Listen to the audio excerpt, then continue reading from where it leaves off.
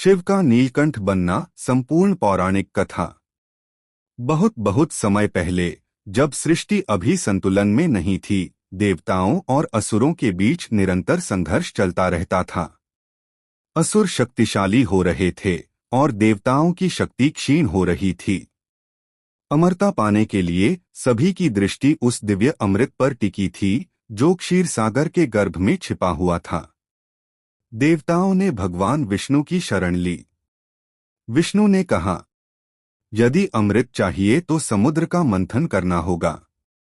पर अकेले देवताओं के बस की बात नहीं, असुरों को भी साथ लेना होगा। अनिच्छा के बावजूद देवताओं ने असुरों से समझौता किया। तय हुआ कि समुद्र मंथन से जो अमृत निकलेगा उसे दोनों बांट लेंगे। मंदराचल पर्वत को मथनी बनाया गया, वासुकी नाग को रस्सी। देवता एक ओर, असुर दूसरी ओर खड़े हुए और मंथन आरंभ हुआ। जैसे जैसे समुद्र मथा गया, अद्भुत दिव्य वस्तुएं बाहर आने लगीं।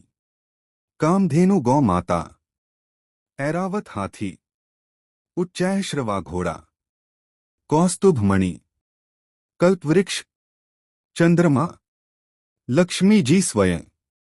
सबके हर्ष का ठिकाना न था। हर कोई उत्साहित था कि अमृत बस अब निकलने ही वाला है। लेकिन तभी समुद्र से एक भयंकर गर्जना हुई। जल तरंगों के साथ निकला कालकूट विष। वह विष इतना घातक था कि उसकी कुछ ही बूंदें पृथ्वी, जल, वायु, अग्नि सबको जला देने में समर्थ थीं। उसकी उग्रता से दिशाएं कांपने लगीं, देवतादानव सभी भयभीत हो गए। जो मंथन अभी आनंद और आशा से भरा था, वह अचानक मृत्यु और विनाश की आशंका से भर उठा। देवता ब्रह्मा जी के पास पहुंचे, बोले, प्रजापति, यह विष हमारी सारी सृष्टि को समाप्त कर देगा, हम क्या करें? ब्रह्मा ने कहा, यह विष किसी साधारण उपाय से शांत नहीं होगा। केवल एक ही महाशक्ति है जो इसे संभाल सकती है, कैलाशपति महादेव शिव। सभी देवता ब्रह्मा और विष्णु समेत कैलाश पर्वत की ओर दौड़े। वहां उन्होंने महादेव को समाधि में लीन पाया। सबने मिलकर विनम्रता से प्रार्थना की, त्रिपुरारी संहारकर्ता भोलेनाथ, यह कालकूट विष संपूर्ण जगत को भस्म कर देगा। आपकी करुणा ही इस संकट से उबार सकती है। महादेव ने नेत्र खोले, संसार की दुर्दशा देखी। वे जान गए कि यह विष किसी और के बस में नहीं है। भोलेनाथ ने बिना एक पल गवाए वह भयंकर विष अपनी हथेली में लिया और पान कर लिया। संपूर्ण जगत की सांसें थम गईं। क्या होगा अब?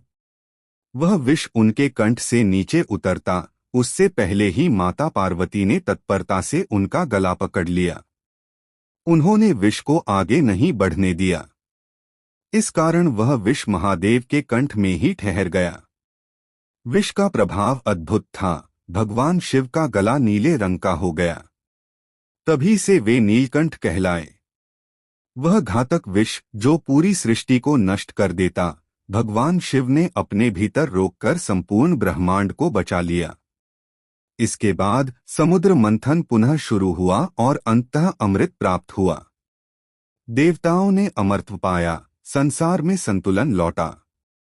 लेकिन सबके हृदय में एक बात अमर हो गई कि जब जब संकट आएगा, जब जब सृष्टि का विनाश आसन्न होगा, तब तब महादेव करुणा से आगे आएंगे। यही है शिव के नीलकंठ बनने की पौराणिक कथा। करुणा, त्याग और सहार के बीच संतुलन रखने वाले भोलेनाथ की गाथा।